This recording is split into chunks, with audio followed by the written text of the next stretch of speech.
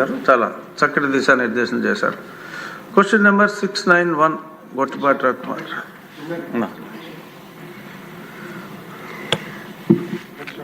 Request అధ్యక్ష, 4వ ప్రశ్న కూడా మా శాఖకు సంబంధించింది. గౌరవ మంత్రులు సభ్యులు ఒప్పుకుంటే ఆ ప్రశ్న కూడా సమాధానం చెప్పేస్తాను. 4వ ప్రశ్న అధ్యక్ష, విత్ యువర్ పర్మిషన్ అధ్యక్ష. ఓకే,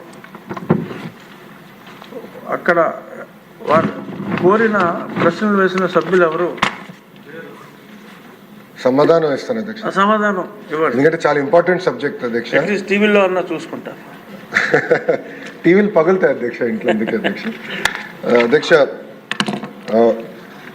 లేదండి, మొత్తం 16,347 ఉపాధ్యాయుల పోస్టులు భర్తీ చేయడానికి మెగా డిఎస్సి ప్రకటన త్వరలో విడుదల చేయటం జరుగుతుంది అధ్యక్ష.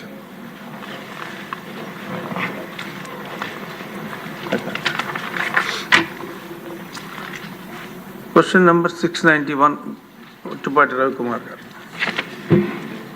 సార్, మొదటి ప్రశ్నకి సమాధానం చెప్తూ వ్యవసాయ విద్యుత్ కనెక్షన్ల సంఖ్య 21,11,424గా ఉంది సార్. ఈపీడిఎస్ఎల్ కింద 3,29,541 కనెక్షన్లు ఉన్నాయి సార్. సిపిడిఎస్ఎల్ కింద 4,78,525 కనెక్షన్లు ఉన్నాయి సార్. ఎస్పీడిఎస్ఎల్ కింద 13,03,358 కనెక్షన్లు, మొత్తం 21,11,424 కనెక్షన్స్ అగ్రికల్చర్ కనెక్షన్స్ ఈ రాష్ట్రంలో ఉన్నాయి సార్. అదేవిధంగా రెండో ప్రశ్నకు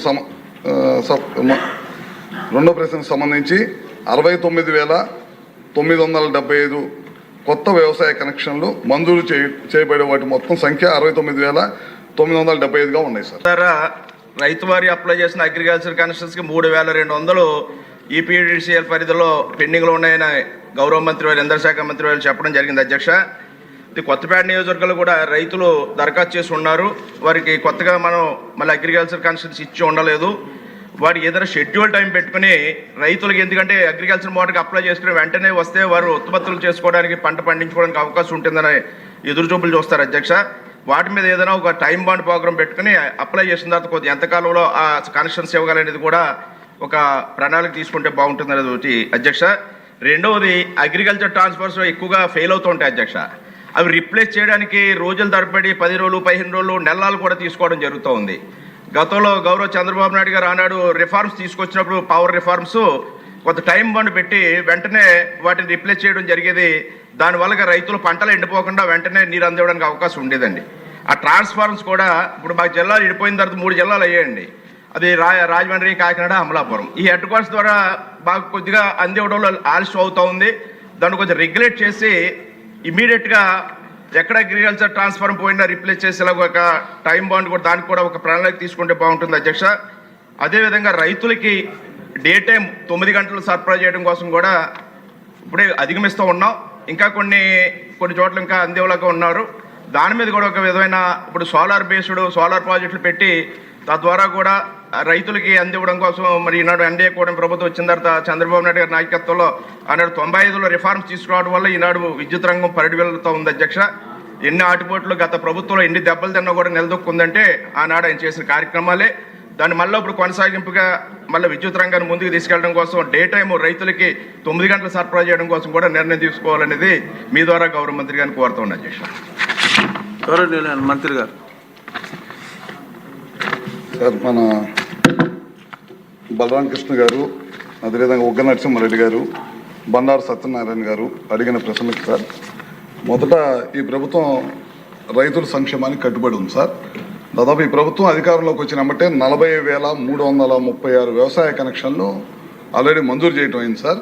22,709 కనెక్షన్స్ ఆల్రెడీ రైతులకు ఇచ్చి వినియోగంలోకి తీసుకుని వచ్చాం సార్. అది కాకుండా మిగతా బ్యాలెన్స్ కూడా కంప్లీట్ చేస్తాం సార్.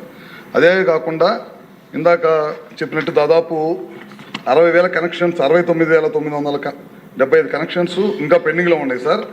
దానికి గాను మళ్ళీ 40,000 ఇవ్వటమే కాకుండా మళ్ళీ 20,000 కనెక్షన్స్ ఒక 4 రోజుల క్రితం మళ్ళీ కూడా శాంక్షన్ చేయడం జరిగింది సార్.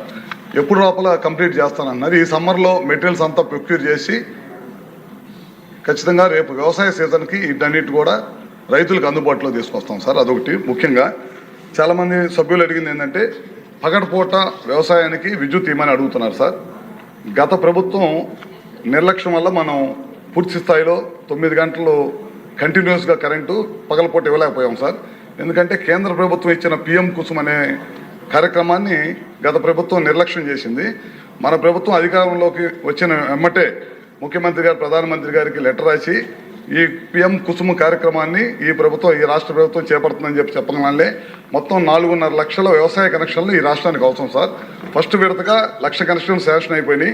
మళ్ళీ 2 లక్షల కనెక్షన్స్కి మళ్ళీ పిఎం కుసుమ్ ద్వారా మళ్ళీ ఇంకో 2 లక్షల కనెక్షన్స్ కూడా నిన్న మొన్నట్లో కూడా కేంద్ర ప్రభుత్వం మనల్ని టెండర్లు పిలుచుకోమని అవకాశం ఇచ్చింది సార్.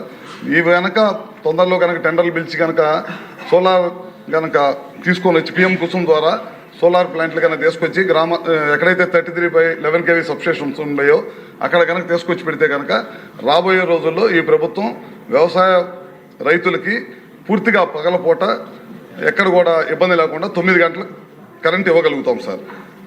అదేవిధంగా